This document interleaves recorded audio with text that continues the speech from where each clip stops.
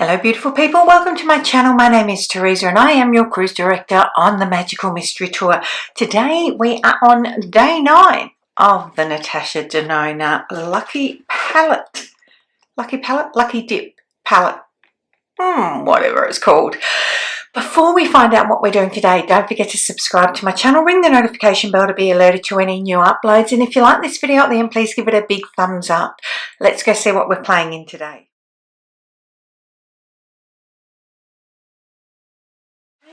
Let's see what we have got. Retro. I might be able to keep this on today. Let's go see. So, might not go. This palette is what I used on my bridesmaids on my wedding day. If you've seen the mini retro palette, people were very, very shocked when this came out because it looked nothing like it, which then brought about the retro glam palette. Is this retro shades? No. It could have been called the rose palette, but it is beautiful. It is a beautiful, beautiful palette nonetheless. It's just not what it doesn't give retro vibes, to be quite honest. Okay, going in with this near white pink, just in the top half of the windscreen, that is my eyelid. I know I've got a lot of lid space, and for that I'm very, very grateful. However, you can create all of my looks that I do, even if you don't, because you just don't use such big fat brushes that I use in these particular spaces. How do I know that you can do that? Because I have done makeup on many different eyelids. And Mim, one of my daughters, does not have a huge amount of eyelid space. But I did a look like this on her. It can be done. I think we're going to go in with this shade. I really love this particular cool tone. Now this is a retro shade.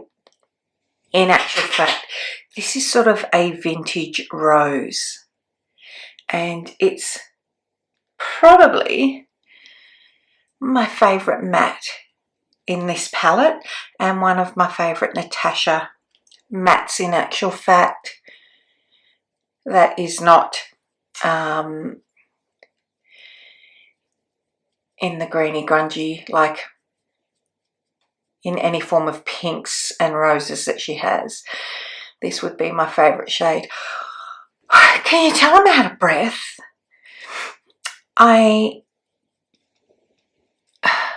For those of you that don't know, that are new here, I've had multiple nasal reconstructions because I had my nose broken, had a reconstruction, had it broken again, a water cooler bottle, jeepers. Had it rebuilt, it collapsed, had it rebuilt, like, well, the Michael Jackson, to be honest. And when it collapses, you can see it dips in here. Like, I touch there and it's super sensitive all the way down here.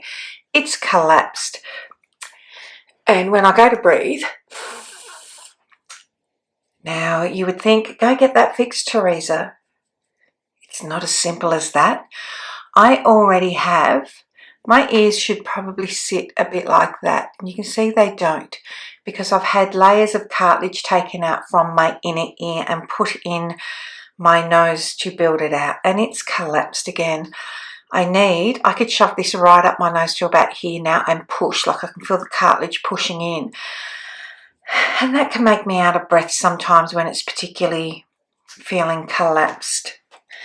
And today is definitely one of those days. Like, I just feel like I can't breathe properly today.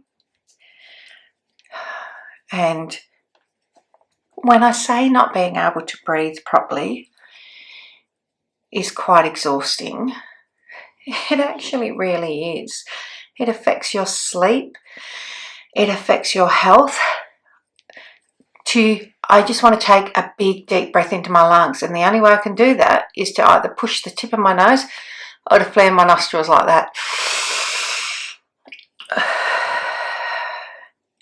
And when I finish this video, I will sit down for about 10 minutes, quite literally, with my finger on the tip of my nose, taking a lot of deep breaths to do that, to oxygenate my lungs, because that's the biggest problem that I have, is that I feel like I'm not oxygenated.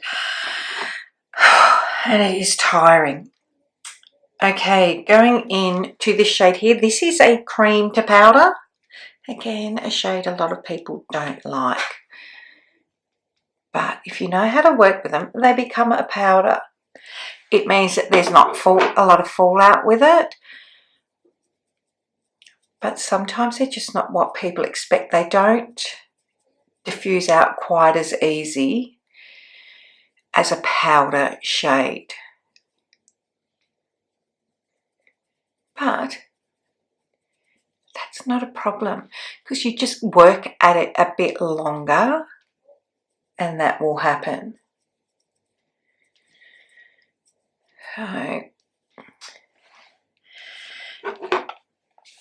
Okay, don't forget to look ahead. I've got my mirror straight underneath my camera. Look straight ahead so you can see and check with your placement. You'll notice I do this a lot. Tucking that in.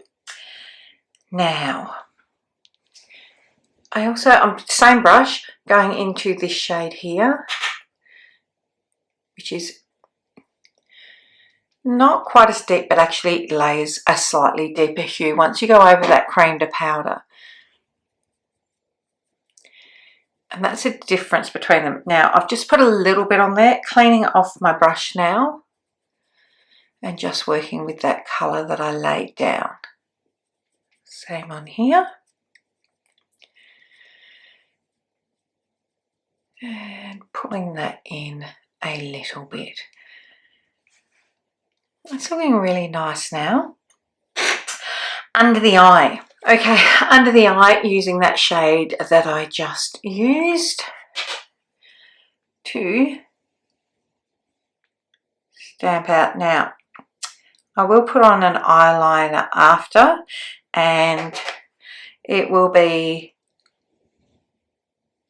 Charlotte Tilbury Pillow Talk, I think, because that burgundy tone is the perfect shade to use with this. So I've just lined under there, but I don't want it quite as harsh as that. I'm going to go into this shade here, tap that off, and that's like, it's not a particularly flat brush, just using it at the angle and rubbing back and forth to diffuse out. You can see the difference in that already. And same on this side. Back and forth. Now I'm going to go in.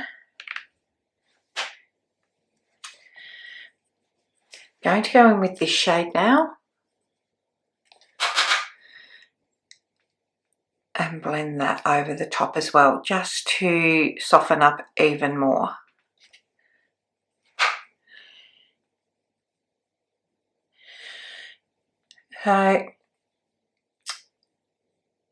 This, I've obviously got hazel eyes. My girls, Mim has blue eyes, Georgia has really hazel sort of green eyes, my sister has green eyes, and this look good on all of them. So just going back and having a look at this now, cleaning off this brush and just tickling over the edge there just to soften that blend. You can see that's a little bit harsher there. Tickle that. Pretty happy with where that is at now. Let's have a look. Now, in all honesty, these two, let me push that down so you're not really, these two shimmers, this one and this one, are pretty similar. This, depending on, this looks more pink. This has got a slight gold lean to it. I'm going in with this one first across the lid. That is a gorgeous shade. A gorgeous shade. And I'm just looking in here. I think there's a shade in here I haven't used at all, and I've used this palette a fair bit. And clearly I've wanted to keep it in the rosy tones because this shade in the top centre, I don't even know what that looks. Oh, look at that. Right, let's just tap that. I've never used that. Isn't that interesting? Never used it. Just tapping that sort of in the centre there, then back over with the finger. Not mad at it. And then I'm just going to use this burgundy because, let's be honest, it's me. We're going to tap that in the very outer corner. This is what you do, just play. Just play, people.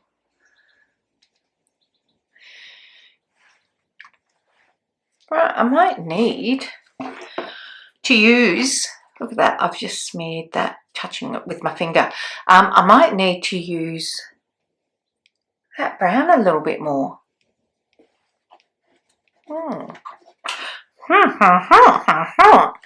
Just grabbing a bullet brush now and going into this shade in the centre.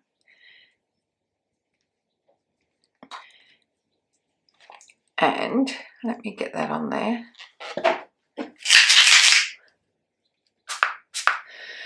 I've just sprayed, there we go. I've just sprayed that with a little bit of setting spray just to give a little bit of shine there. Now what I want to do is go into this near white, just on the same brush. I just want to bring that under the eye. Hold on. Right, yeah, fixing this. My brush had a mind of its own then, hey. Now back into this to give it a base. That's a bit better. Okay, you see there's a little bit of fallout there, which I'm about to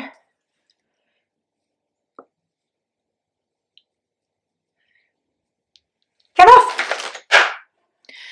So that's really nice and soft. What I'm going to go and do now is the rest of my face, and I'll be right back. Okay, so this is the final look. I think everyone should have a rose palette. Now, does it need to be this one? No, it does not. Is this one a beautiful palette? Yes, it is. Some of these palettes you've heard me say are not my favourite. This is a really good, beautiful, reliable workhorse of a palette. It's going to give you a lovely soft look each time.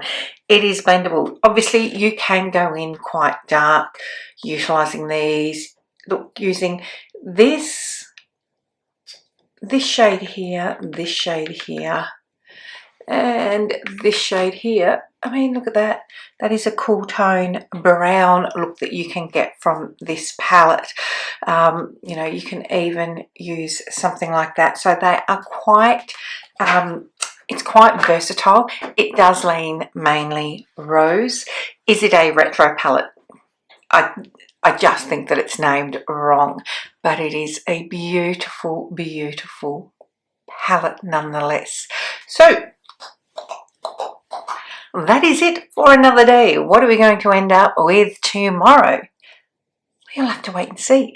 Until next time, my friends, don't forget to tell your mum, tell your sister, tell your friends, come along, subscribe, hang out, all that jazz. Until next time, bye.